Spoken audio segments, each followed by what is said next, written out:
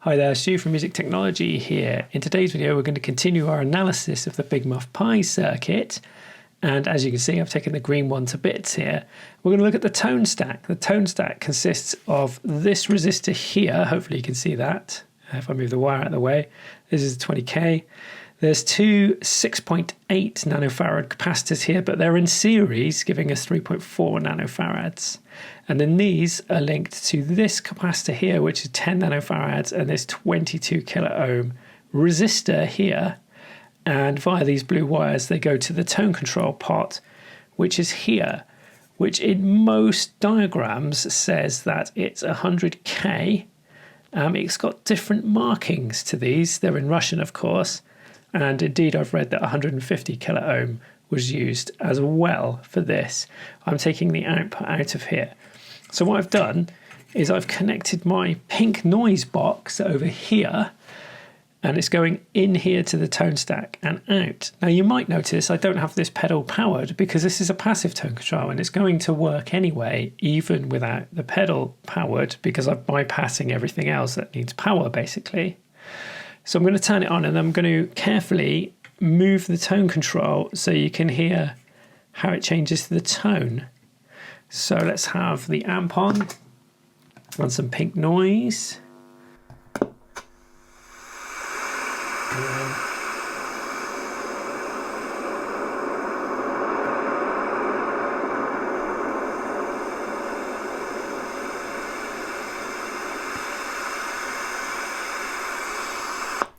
So as you can hear, that imparts quite a change on the pink noise. Now the reason I'm sending pink noise through there is because we hear pink noise evenly because it's adjusted for our ears, unlike white noise.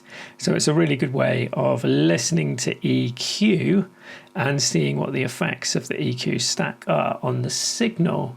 Now obviously the guitar is going to respond differently because it doesn't make noise, it makes notes. But I just thought it would be an interesting thing to compare this pedal. We'll do a similar thing to this black version in a minute. And then, as always, I've built up a version over here on the prototyping pedal so we can change some components and see what difference that makes. Okay, so I just quickly want to interject here and explain why we're using pink noise to listen to our tone stack. So here I have a free plugin, which is a frequency analyzer.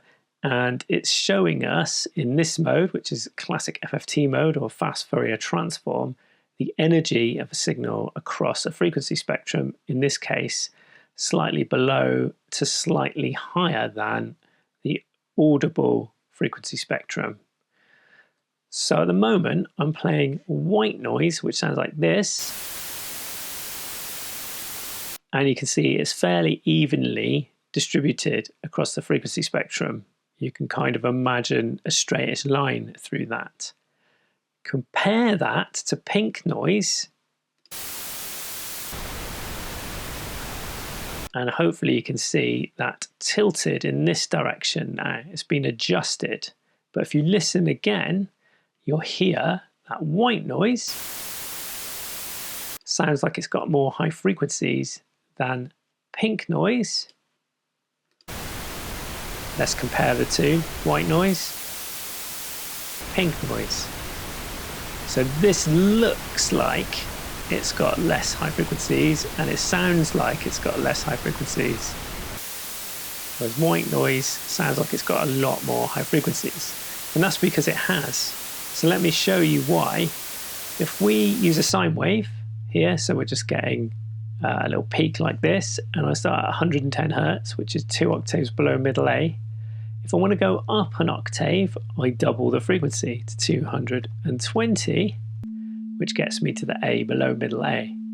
But if I want to now get to middle A, I'm going to have to double that frequency again to 440. Now that means that every time I go up an octave, and the same will be true for the next note of A at 880, I'm having to double the frequency. And because of that, I've got double the amount of frequencies in each octave as I go up. So what we do is we take white noise and we adjust the power of each octave. We half the power basically by taking it down by minus 3.01 decibels. This might be a number that you're familiar with if you've watched some of my videos. And that adjusts it into pink noise, which sounds more even to our ears because it's been adjusted to take those doubling of frequencies every time we go up an octave into consideration. And that is why we use pink noise and not white noise to listen to tone controls and the effect of EQ on signals. Anyway, let's get back to our analysis. So I've opened the black version and it's extremely similar. Here's your 22k resistor, here is your 20k resistor. Then you've got your 10 nanofarad capacitor there. You can see I've got my ground connected to one side of it. And then the input here is going into this, which in the case of this one is a 3N9, so 3.9 nanofarad capacitor. So we've no longer got the capacitors in series. And then the potentiometer is the same value. I think it is 100k, it's just because it's in circuit, it's measuring about 57.7 in both pedals, but I've read in most literature that it is actually 100k. Now I'm sending some noise into it, so I'm going to turn on the amp, and then I'm going to do the exact same thing I did with the green one, so you can just hear what that sweep sounds like.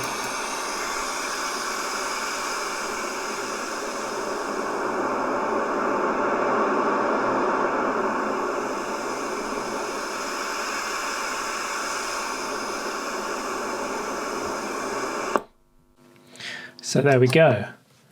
That sounds extremely similar when we send it noise. Now obviously the rest of the circuit is going to impart characteristic as well onto the sound of the guitar, and as I said before, this is noise, not notes that you would, or chords that you would play from a guitar. So let's do a bit of analysis of this tone stack, and then after that we'll move on to the prototyping pedal and try some different values and see what happens. So here I am on Paul Falstad's excellent website. We've used the circuit simulator before and I've made an intro video on how to use that. Today we're not going to use that. We're going to go to Maths and Physics Applets, scroll down here to Electro-Harmonix, and underneath the analog circuit simulator you'll see the analog filter applet. So if you click on that, it will look familiar. We can go into a full screen version. Many of the shortcuts from the circuit simulator work on this as well, but it allows us to model active and passive filters, and we can see their response across the frequency spectrum at the bottom here. So in this tab, I've already built up the green Sovtek Big Muff tone stack. And the only change I've made from what we saw in the actual pedal is I've put a 3.4 nanofarad capacitor here, which is the total capacitance value of those two 6.8 nanofarads in series that we saw in the pedal. So what we're interested in here is the response of this. But first of all, let's look at how it works. So if I move the tone control out of the way and just take my output and connect it to either side of this, you should already recognize that this is a high pass filter and this is a low pass filter. So there's a high pass, as you can see, and there'll be no surprises when I connect it to here and we see a low pass. Now you may suspect that this is mixing between the two, and you'd be right. That's exactly what it's doing.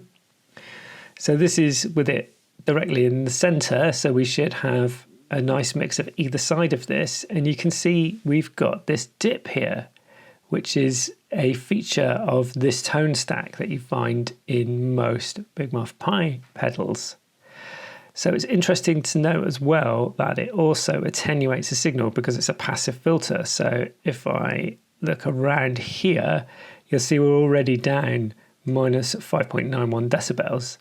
And then it goes down further, centered around 1.6 kilohertz. We're now down 11.4 decibels.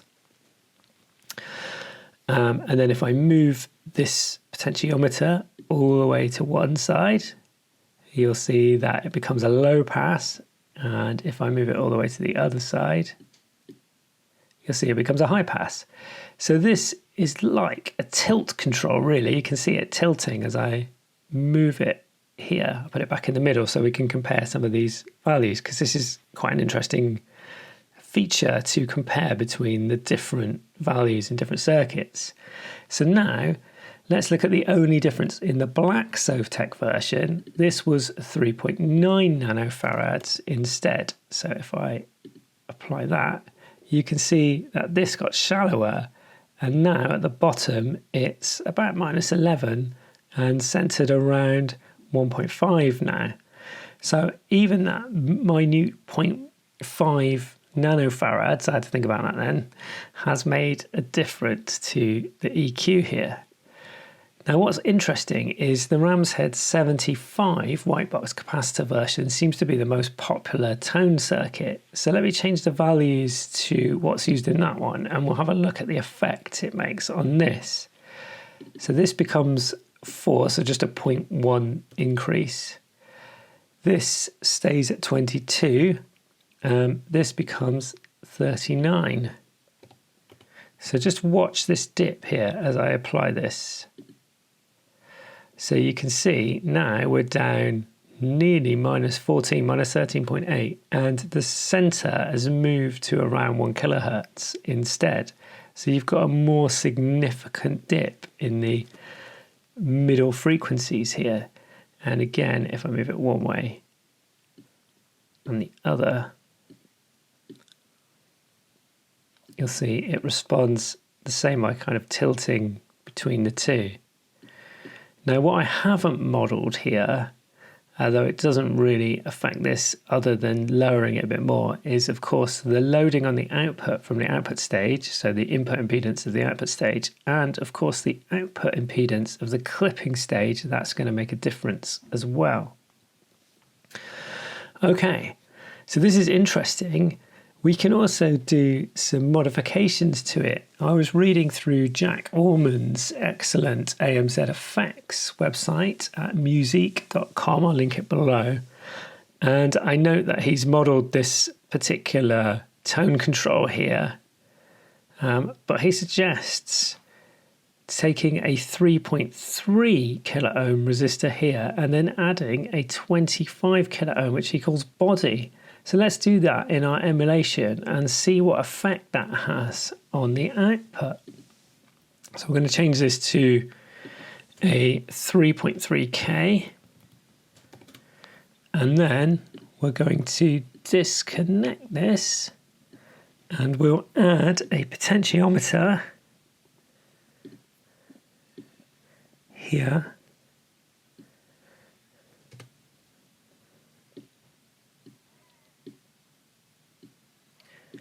Let's get rid of that wire, connect the ground up, and we need some more wire here to connect it. And what we'll do is we'll make this a 25K. Now we've got this, what he calls the body control. I'll just label it so we know what controls we are moving over here on the right hand side.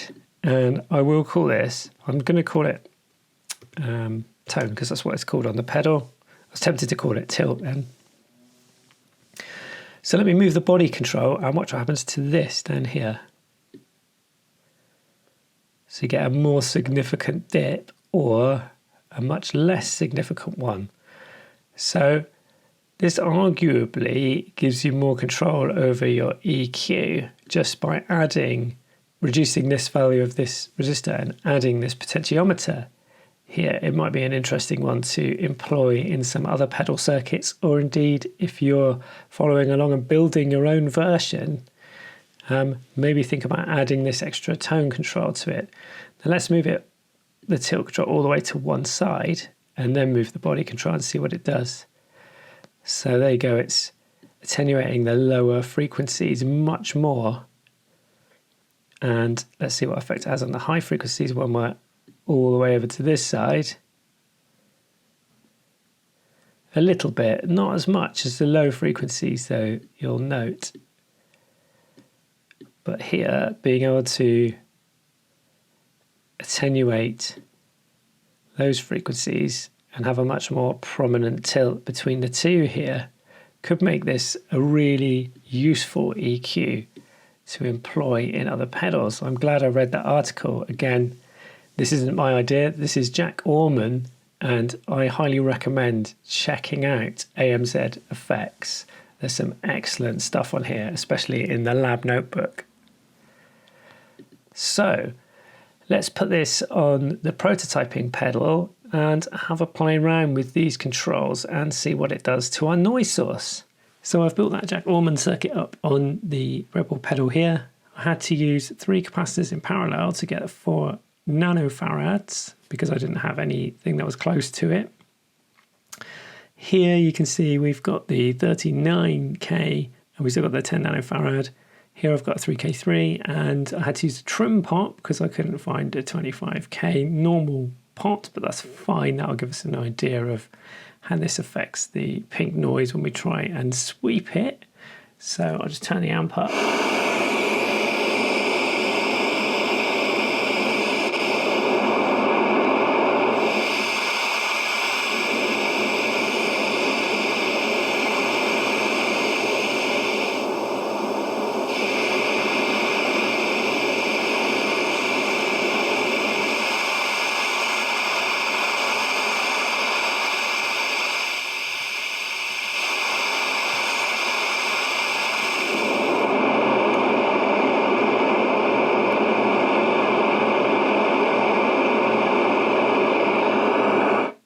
So as you can hopefully hear there, like we saw on the model, when we're over on the bass side, this doesn't have as much effect as when we're over on the treble side, or indeed when we're in the middle.